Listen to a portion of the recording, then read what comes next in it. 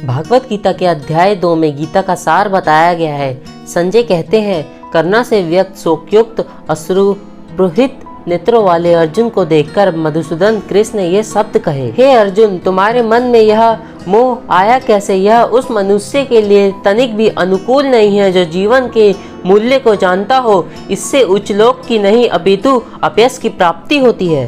हे प्रतापुत्र, इस हीन नपुंसकता को प्राप्त मत हो, यह तुम्हें शोभा नहीं देती है। हे शत्रुओं के दमन करता, हृदय की शुद्ध दुर्बलता को त्याग कर युद्ध के लिए खड़े हो। अर्जुन ने कहा, हे शत्रुहर्ता, हे मधुसूदन, मैं युद्ध भूमि में किस तरह भीष्म तथा द्रोण जैसे पूजनीय व्यक्तियों पर उलट कर बाण चलाऊंगा। ऐसे महापुरुषों को जो मेरे गुरु हैं, उन्हें मार कर जीने की अपेक्षा इस संसार में भीख मांग कर खाना अच्छा है। भले ही वे सांसारिक लाभ के इच्छुक हों, किंतु है तो गुरुजन ही। यदि उनका वध होता है तो हमारे द्वारा भोग्य प्रत्येक वस्तु उनके रक्त से सनी होगी। हम यह भी नहीं जानते कि हमारे लिए क्या श्रेष्ठ है, उनको जीतना या उनके द्वारा जीते जाना। यदि हम धृतराष्ट्र के पुत्रों का वध कर देते हैं तो हमें जीवित रहने की आवश्यकता नहीं है, फिर भी वे युद्ध भूमि में हमारे समक्ष खड़े हैं। अब मैं अपनी कृपण दुर्बलता के कारण अपना कर्तव्य भूल गया हूँ और सारा धैर्य खो चुका हूँ। ऐसी अवस्था में मैं आपसे पूछ रहा हूँ कि मेरे लिए श्रेयस्कर हो उसे निश्चित रूप से बताए। अब मैं आपका शिष्य हूँ और आपका शरणगत हूँ, कृपया मुझे उपदेश दे। मुझे ऐसा कोई साधन नहीं दिखता जो मेरी इंद्रियों को सुखाने वाले इस शोक को दूर कर सके। स्वर्ग पर देवताओं के आधिपत्य की तरह इस जनधान्य संपत्र सारी पृथ्वी पर निष्कंटक राज्य प्राप्त कर भी मैं इस शोक को दूर नहीं कर सकूंगा। संजय ने कहा, इस प्रकार कहने के बाद शत्रुओं का दमन करने वाला अर्जुन कृष्ण से बोला, हे गोविंद, मैं युद्ध नहीं करूंगा, और चुप हो गया। हे भरतवंशी मतलब धृतराष्ट्र, उस समय दोनों सेनाओं के मध्य शोकमग्न अर्जुन से कृष्ण ने मानो हंसते हुए ये शब्द कहे। भगवान श्री कृष्ण ने कहा, तुम पांडित्य पूर्ण वचन करते हुए उनके लिए शोक कर रहे हो जो शोक करने योग्य नहीं है। जो विद्वान होते हैं वे न तो जीवित के लिए न मृत के लिए शोक करते हैं। ऐसा कभी नहीं हुआ कि मैं ना रहा हूँ या तुम ना रहे हो अथवा ये समस्त राजा ना रहे हो, और न ऐसा है कि भविष्य में हम लोग नहीं रहेंगे। जिस प्रकार शरीरधारी आत्मा इस वर्तमान शरीर में बाल्यावस्था से तरुणावस्था में और फिर वृद्धावस्था में निरंतर अग्रसर होता रहता है, उसी प्रकार मृत्यु होने पर आत्मा दूसरे शरीर में चला जाता है। धीर व्यक्ति ऐसे परिवर्तन में मोह को प्राप्त नहीं होता। हे कुंती पुत्र, सुख तथा दुख का श्रेणिक उदय तथा काल्यक्रम में इनका अंतर्ध्यान होना सर्दी तथा गर्मी की ऋतुओं के आने जाने के समान है। हे भरतवंशी, वे इंद्रियबोध से उत्पन्न होते हैं और मनुष्य को चाहिए कि अविचल भाव से इनका सहन करना सीखे। हे पुरुष श्रेष्ठ अर्जुन, जो पुरुष सुख तथा दुख में विचलित नहीं होता है और इन दोनों में संभाव रखता है, वह निश्चित रूप से मुक्ति के योग्य है। यह निष्कर्ष निकलता है कि अतः भौतिक शरीर का तो कोई चिरस्थित्व नहीं है, किंतु सदा आत्मा अपरिवर्तित रहता है। उन्होंने इन दोनों की प्रकृति के अध्ययन द्वारा यह निष्कर्ष निकलता है, जो सारे शरीर में व्याप्त है उसे ही तुम अविनाशी समझो। आत्मा को कोई नष्ट करने में कोई भी समर्थ नहीं है। अविनाशी प्रेम्य तथा शाश्वत शरीर के भौतिक शरीर का अंत अविस्मृति है। अतः हे भरतवंशी, युद्ध करो। जो इस जीवात्मा को मारने वाला समझता है तथा जो इसे मरा हुआ समझता है, वे दोनों ही अज्ञानी हैं, क्योंकि आत्मा ना तो मरता है और ना ही मारा जाता है। आत्मा के लिए किसी भी काल में न तो जन्म है न मृत्यु। वह न तो कभी जन्मा है न जन्म लेता है और न जन्म लेगा।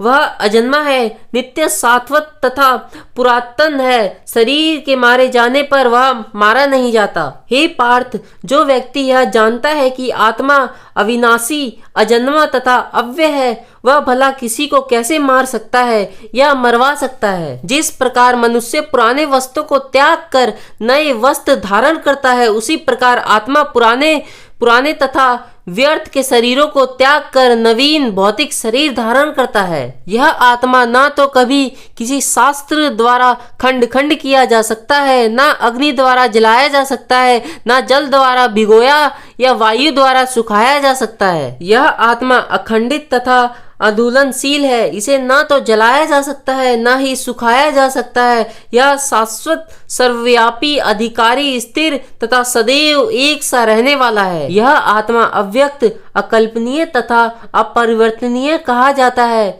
यह जानकर तुम्हें शरीर के लिए शोक नहीं करना चाहिए, किंतु यदि तुम यह सोचते हो कि आत्मा अथवा जीवन का लक्षण सदा जन्म लेता है तथा सदा मरता है, तो भी हे महाबाहु, तुम्हें शोक करने का कोई कारण नहीं है। जिसने जन्म लिया है उसकी मृत्यु निश्चित है और मृत्यु के पश्चात पुनर्जन्म भी निश्चित है। अतः अपने अपरिवर्तनीय कर्तव्य पालन में तुम्हें शोक नहीं करना चाहिए। सारे जीवन प्रारंभ से अव्यक्त रहते हैं, मध्य अवस्था में व्यक्त होते हैं और विनष्ट होने पर पुनः अव्यक्त हो जाते हैं। अतः शोक करने की क्या आवश्यकता है? कोई आत्मा को आश्चर्य से देखता है, कोई इसे आश्चर्य की तरह बताता है तथा कोई इसे आश्चर्य की तरह सुनता है, किंतु कोई इसके विषय में सुनकर भी कुछ नहीं समझ पाते। हे भरतवंशी, शरीर के रहने वाले का कभी भी वध नहीं किया जा सकता, अतः तुम्हें किसी भी जीव के लिए शोक करने की आवश्यकता नहीं है। क्षत्रिय होने के नाते अपने विशिष्ट धर्म का विचार करते हुए तुम्हें जानना चाहिए कि धर्म के लिए युद्ध करने से बढ़कर तुम्हारे लिए अन्य कोई कार्य नहीं है, अतः तुम्हें संकोच करने की कोई आवश्यकता नहीं है। हे पार्थ, वे क्षत्रिय सुखी हैं जिन्हें ऐसे युद्ध के अवसर अपने आप प्राप्त होते हैं, जिनसे उनके लिए स्वर्गलोक के द्वार खुल जाते हैं। किंतु यदि तुम युद्ध करने के स्वधर्म को संपन्न नहीं करते हो, तो तुम्हें निश्चित रूप से अपने कर्तव्य की अपेक्षा करने का पाप लगेगा और तुम योद्धा के रूप में भी अपना यश खो दोगे। लोग सदैव तुम्हारे अपयश का वर्णन करेंगे और सम्मानित व्यक्ति के लिए अपयश तो मृत्यु से बढ़कर है। जिन जिन महान योद्धाओं ने तुम्हें नाम तथा यश को सम्मान दिया है, वे सोचेंगी कि तुमने डर के मारे युद्धभूमि छोड़ दी है और इस तरह वे तुम्हें तुच्छ मानेंगे। तुम्हारे शत्रु अनेक प्रकार के कटु शब्दों से तुम्हारा वर्णन करेंगे और तुम्हारी सामर्थ्य का उपहास करेंगे। तुम्हारे लिए इससे दुखदाई और क्या हो सकता है? हे कुंती पुत्र, तुम यदि युद्ध में मारे जाओगे तो स्वर्ग प्राप्त करोगे, या यदि तुम जीत जाओगे तो पृथ्वी के साम्राज्य का भोग करोगे। अतः दृढ़ संकल्प करके खड़े हो और युद्ध करो। तुम सुख या दुख, हानि या लाभ, विजय या पराजय का विचार किए बिना युद्ध के लिए युद्ध करो। ऐसा करने पर तुम्हें कोई पाप नहीं लगेगा। यहाँ मैंने वैश्विक अध्ययन द्वारा इस ज्ञान का वर्णन किया है। अब निष्काम भाव से कर्म करना बता रहा हूँ, उसे सुनो। हे प्रथापुत्र, तुम यदि ऐसे ज्ञान से कर्म करोगे तो तुम्हें कर्मों के बंधन से अपने को मुक्त कर सकते हो। इस प्रयास में ना तो हानि होती है, ना ही हर्ष, अपितु इस पथ पर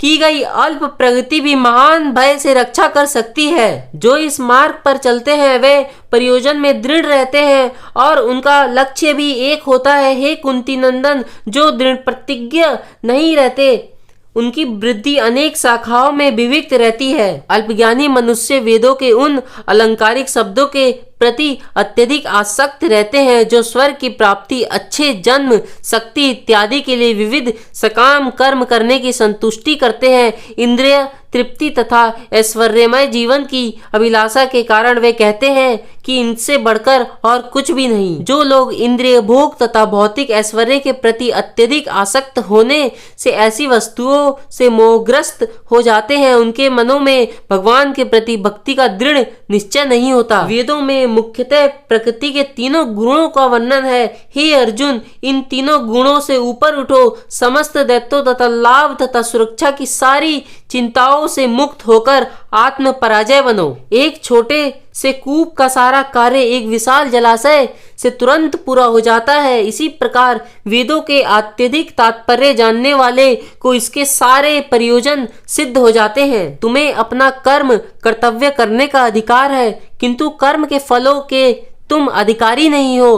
तुम ना तो कभी अपने आपको अपने कर्मों के फलों का कारण मानो, ना ही कर्म करने में कभी आसक्त हो। हे अर्जुन, जय अथवा पराजय की समस्त आसक्ति त्याग कर संभाव से अपना कर्म करो, ऐसी क्षमता योग कहलाती है। हे धनंजय, भक्ति के द्वारा समस्त ग्रहित कर्मों से दूर रहो और उसी भाव से भगवान की शरण ग्रहण करो। जो व्यक्ति अपने सकाम कर्म फलों को भोगना चाहते हैं वे कृपण हैं। भक्ति से संलग्न मनुष्य इस जीवन में ही अच्छे तथा बुरे कार्यों से अपने को मुक्त कर लेता है। अतः योग के लिए प्रयत्न करो, क्योंकि सारा कार्य कौशल यही है। इस तरह भक्ति में लगे रहकर बड़े बड़े ऋषि मुनि अथवा भक्तगण अपने आप को इस भौतिक संसार में कर्म के फलों से मुक्त कर लेते हैं। इस प्रकार वे जन्म मृत्यु के चक्र से छूट जाते हैं और भगवान के पास जाकर उस अवस्था को प्राप्त करते हैं जो समस्त दुखों के से परे है। जब तुम्हारी बुद्धि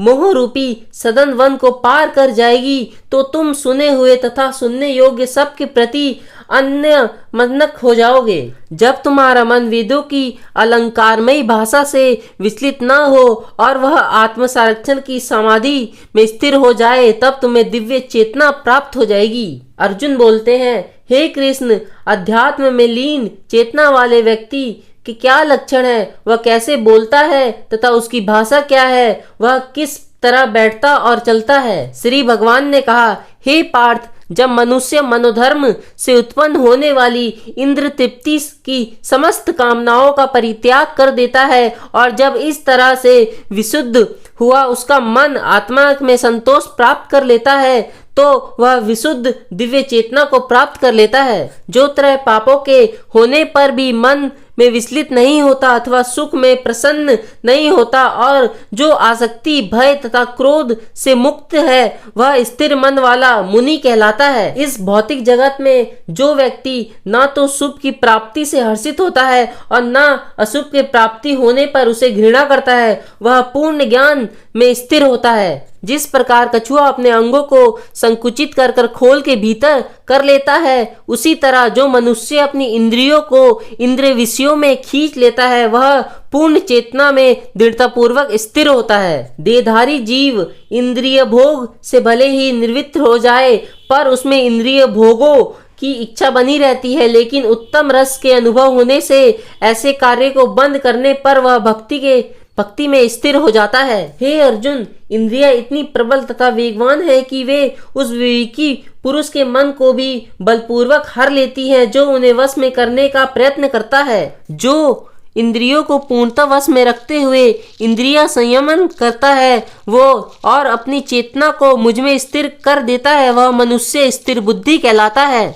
इंद्रिय विषय का चिंतन करते हुए मनुष्य की उसमें आसक्ति उत्पन्न हो जाती है और ऐसी आसक्ति से काम उत्पन्न होता है और फिर काम से क्रोध प्रकट होता है। नष्ट होने पर मनुष्य भवकूप में पुनः गिर जाता है। क्रोध से पूर्ण मोह उत्पन्न होता है और मोह से स्मरण शक्ति का विभ्रम हो जाता है। जब स्मरण शक्ति भ्रमित हो जाती है तो बुद्धि नष्ट हो जाती है और बुद्धि किंतु समस्त राग तथा द्वेष से मुक्त एवं अपनी इंद्रियों को संयम द्वारा वश में करने से समस्त व्यक्ति भगवान की पूर्ण कृपा प्राप्त कर सकता है। इस प्रकार से कृष्ण भगवान मृत के तुष्ट व्यक्ति के लिए संसार के तीनों ताप नष्ट हो जाते हैं और ऐसी तुष्ट चेतना होने पर उसकी बुद्धि शीघ्र ही स्थिर हो जाती है। जो कृष्ण भगवान मृत के में परमेश्वर से संबंधित नहीं है, उसकी ना तो बुद्धि दिव्य होती है और ना ही मन स्थिर होता है, जिससे बिना इस शांति की कोई संभावना नहीं है। शांति के बिना सुख हो भी कैसे सकता है। जिस प्रकार पानी में तैरती नाव को प्रचंड वायु दूर बहा ले जाती है, उसी प्रकार विचरणशील इंद्रियों में से कोई एक जिस पर मन निरंतर लगा रहता है मनुष्य की बुद्धि को हर लेती है। अतः हे महाबाहु, जिस पुरुष की इंद्रियां अपने अपने विषयों में सब प्रकार से विरत होकर उसके वश में है, उसी की बुद्धि निसंदेह स्थिर है। जो सब जीवों के लिए रात्रि है वह आत्म संयमी के जागने का समय है और जो समस्त जीवों के जागने का समय है वह आत्मनिरीक्षक मुनि के लिए रात्रि है। जो पुरुष संबंध में निरंतर प्रवेश करती रहने वाली नदियों के समान इच्छाओं के निरंतर प्रवाह से विचलित नहीं होता और जो सदैव स्थिर रहता है वही शांति प्राप्त कर सकता है, वह नहीं जो ऐसी इच्छाओं को तुष्ट करने की चेष्टा करता है। जिस व्यक्ति ने इंद्रिय तृप्ति की समस्त इच्छाओं का परित्याग कर दिया है,